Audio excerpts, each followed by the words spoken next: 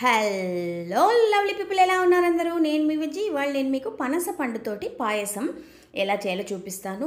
కమ్మగా ఉంటుందండి ఈ పాయసము. ఒక్కసారి మీరు ట్రై చేశారంటే మళ్ళీ మళ్ళీ చేసుకుని తింటారు. పైగా ఇప్పుడు పనస పండు సీజన్ కూడా కాబట్టి మీరు తప్పకుండా ట్రై చేయండి. పనస పండును అయితే ఇలా చిన్న చిన్న ముక్కలుగా కట్ చేసి రెడీ చేసి పెట్టుకోండి. ఇప్పుడు ఒక కుక్కర్ వేడి చేసుకుని దాంట్లో 1 స్పూన్ నెయ్యి వేసుకుని 1 కప్పు పెసరపప్పు వేసి ఇది మంచిగా గోల్డెన్ బ్రౌన్ కలర్ వచ్చే వరకు నిదానంగా వేయించుకోండి. గమ్మగమ్మని వాసన వస్తుంది. తర్వాత దీంట్లో 2 కప్పులు నీళ్లు పోసుకుని కుక్కర్ మూత పెట్టేసి ఒక 4 విజిల్స్ వచ్చే వరకు దీన్ని ఉడికించుకోండి. ఇలా మెత్తగా ఉడికిపోయినాక తర్వాత దీన్ని బాగా ఇలా గరిటెతోటి ఒకసారి మ్యాష్ చేసేసుకుని దీంట్లో మనం 1 కప్పు బెల్లం తురుము వేసేసుకుని కలిపేసి ఇది ఒక్క ఉడికొచ్చాక స్టవ్ కట్టేయండి. ఇప్పుడు ఈ పాయసంలోకి మనం పనసపండు ఎలా యాడ్ చేయాలో చూద్దాము. మీరు కావాలంటే మిక్సీకి వేసుకుని పనసపండు ప్యూరీ వేసుకోవచ్చు. నేనైతే ఇలా చేస్తాను.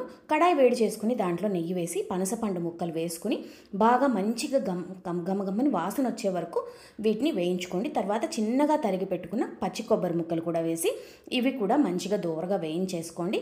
వేయించేసుకున్న తర్వాత మనం ఆల్రెడీ రెడీ చేసుకున్న పాయసం ఉంది కదా, దాంట్లో ఈ పనస ముక్కలు వేసి కలిపేయండి. ఎప్పుడైనా ఈ పాయసం అరిటాకులో తినే